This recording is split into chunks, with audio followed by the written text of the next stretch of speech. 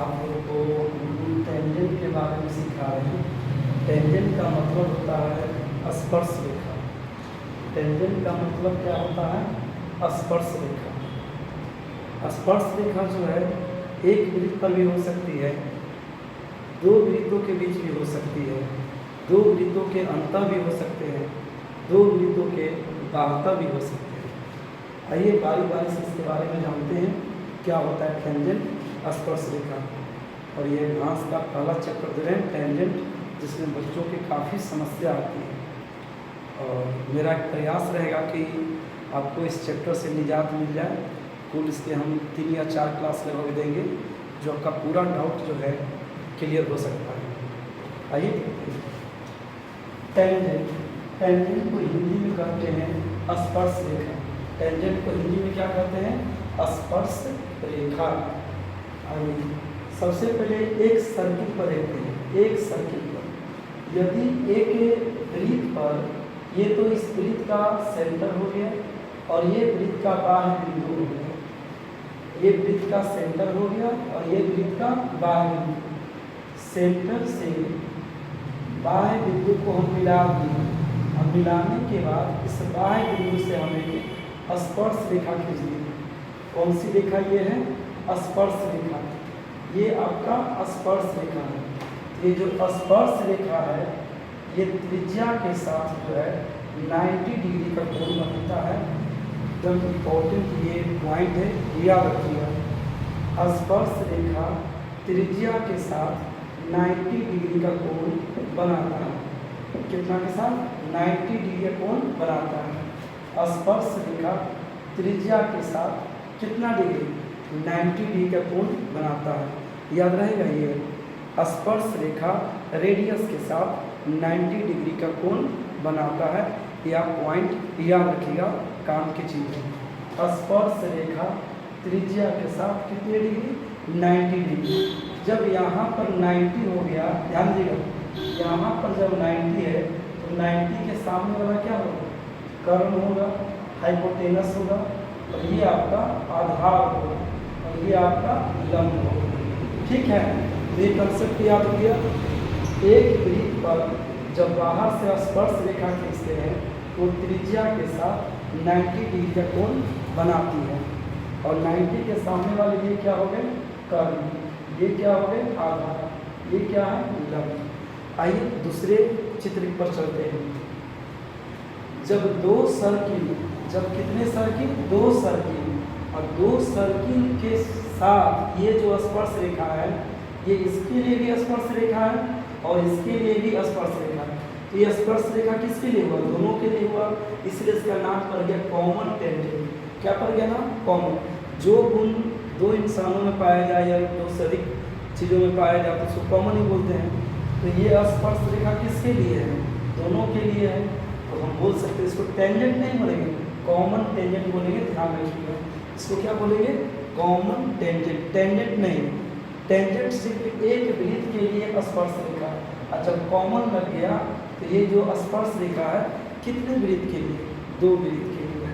ठीक है, तो ये 2 वृत्त पर जब स्पर्श रेखा एक ही मैंने खींचा जाए तो इसको बोलेंगे कॉमन टेंजेंट। याद है अच्छे से, ये आपका क्या चीज़ है? आपका कॉमन टेंजेंट।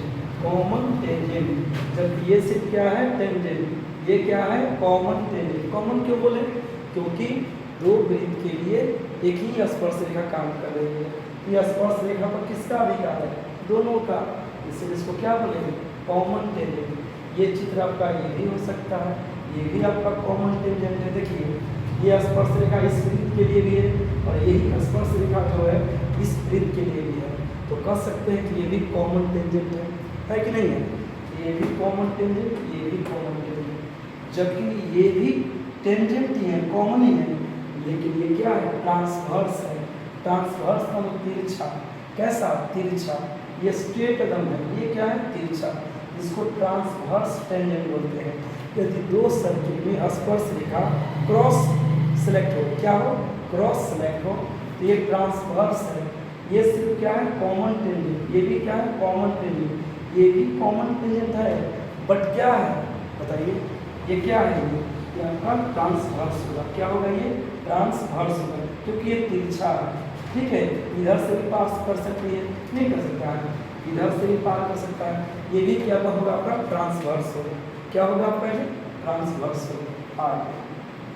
इस कंसेप्ट को अंत में बताएंगे आप लोग, इस कंसेप्ट को अंत में।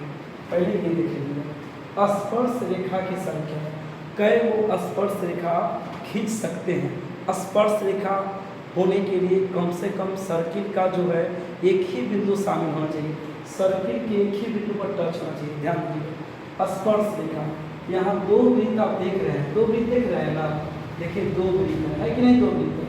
देखिए इसको ऐसे कर लीजिए, अगर ये दो वृत्त आप खींच लिए अलग अलग, एक साथ नहीं है, दो वृत्त क्या है अलग अलग है, अलग अलग टच नहीं है, अलग अलग है।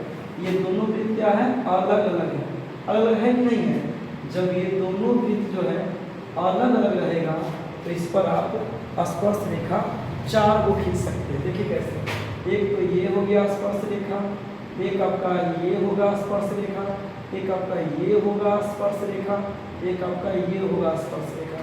इनमें कई को स्पर्श रेखा 4। जब दो वृत्त अलग अलग हो तो उस पर स्पर्श रेखाओं की संख्या 4। आइए रटने की नहीं है, खुद आप फिगर डायग्राम कर लीजिए। दो वृत्त कहीं ये स्पर्श रेखा हो गया दोनों वृत्त के लिए, ये भी हो गया, एक ये भी हो गया और एक ये भी हो गया। स्पर्श रेखा कै गो 4 गो, काउंटिंग याद रहेगा कै गो 4 गो। जब दो वृत्त अलग अलग हो स्पर्श रेखा की संख्या 4, ऊपर से नीचे से क्रॉस फिर क्रॉस, टोटल कितने 4। अगला यदि दो वृत्त अलग न रहकर टच कर जाए, क्या कर जाए टच कर जाए, ऐसी स्थिति में 3 गो स्पर्श रेखा। कैसे देखिए, ऐसी तरह से ध्यान देंगे, थोड़ा सा रुक जाइए, थोड़ा सा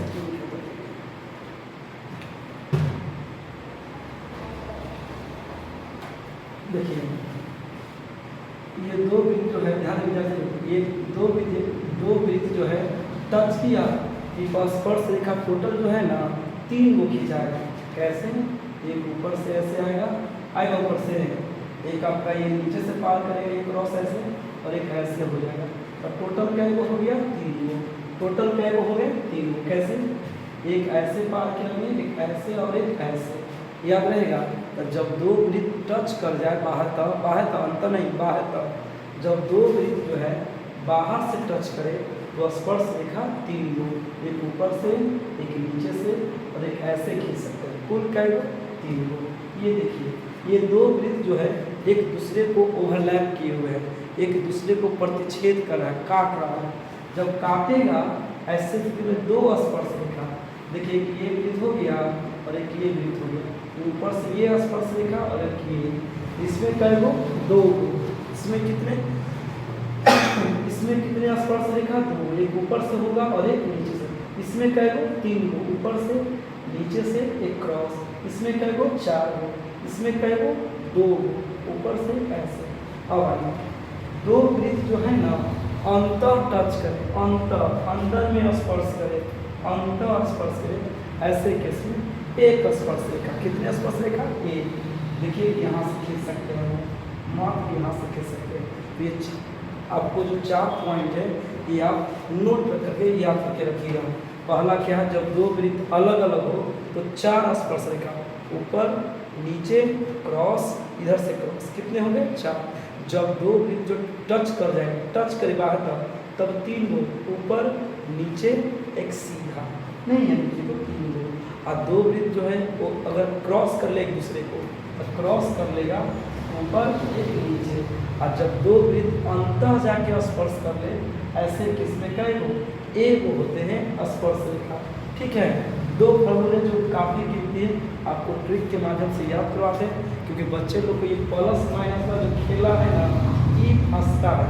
और ट्रिक ऐसा चीज़ है कि जो आपको कंटिन्यूटी याद रखे। सुनिए, सबसे पहले तो एक ट्रांसवर्स है कि स्ट्रेट है, तो स्ट्रेट है।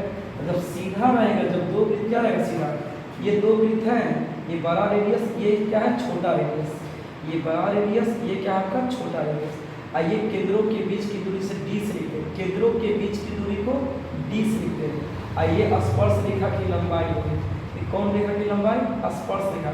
तो ऐसे केस में स्पर्श रेखा की लंबाई बराबर d² माइनस त्रिज्याओं का अंतर का स्क्वायर। और यही चीज़ जब क्रॉस रहेगा, ट्रांसवर्स रहेगा, तब ट्रांसवर्स रहेगा, ये हो गया आपका स्पर्श रेखा।